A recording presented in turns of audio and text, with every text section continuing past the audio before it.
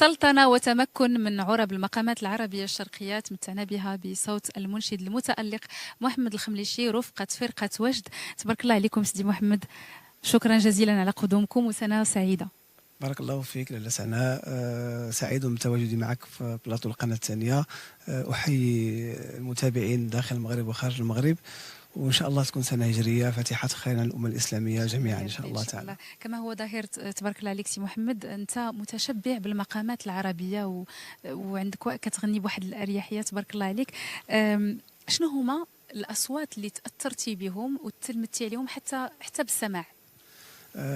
لاله سناء، كما لا يخفى عليك، البحث الحقيقي ديال الفنان هو البحث في مجموعة من الأصوات وليس في صوت واحد، لأن هناك مدارس لها روح سلسة في الأداء، وهناك مدارس تتميز بالسلطنة، وهناك مدارس تتميز بالتكنيك بين قوسين والأداء المحكم.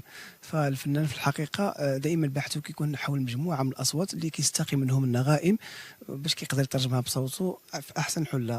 أنا كنت متأثر بالشيخ محمد عمران والشيخ سيد النقشبندي والشيخ زكريا أحمد وعلي محمود وصلاح الدين كبارة وصباح فخري وأديب الدايخ وبكري كردي. هذه المدارس كلها كل مدرسة خديت منها ما يفيدني وما يجعل صوت محمد الخمليشي معروفا. وتبارك الله عليك، هاد المدارس هادو كلهم أصوات كبيرة ومدارس كبيرة. الواحد اللي إلا واظب على الاستماع لهم غادي يستفد الشيء الكثير، والمثال واضح معك سي محمد. نسألك بحكم تجربتك في هذا الميدان اللي هو وخصوصا التخصص ديالك في الموشحات وتبارك الله عليك التأثر ديالك بالمدرسة العربية الشرقية، شنو هما المسائل اللي خص يركز عليها المنشد باش يوصل للمستوى ديالك إلا بغينا نقولوا؟ شنو هي النصيحة اللي تقدر تعطيهم اليوم؟ النصيحة في شقين. الشق الأول فهم المخارج الحروف والصفات الحروف التي تجعل من الصوت يخرج منه ذهب النغائم، يعني قواعد ومخارج الحروف العربية. والشق الثاني هو الفهم الموسيقي فهما أكاديميا.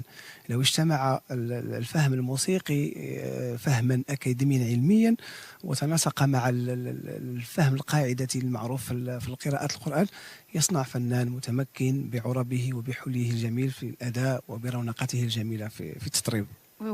أكيد أن إذا توفرت الموهبة وتطعمت بالبحث وبالخبرة كذلك غادي تعطي نتيجة زوينة. تبارك الله عليك سيدي محمد، كنا جد سعداء باستقبالك معنا، ومازال غادي نسمعوك في نهاية الحلقة إن شاء الله رفقة فرقة وجد.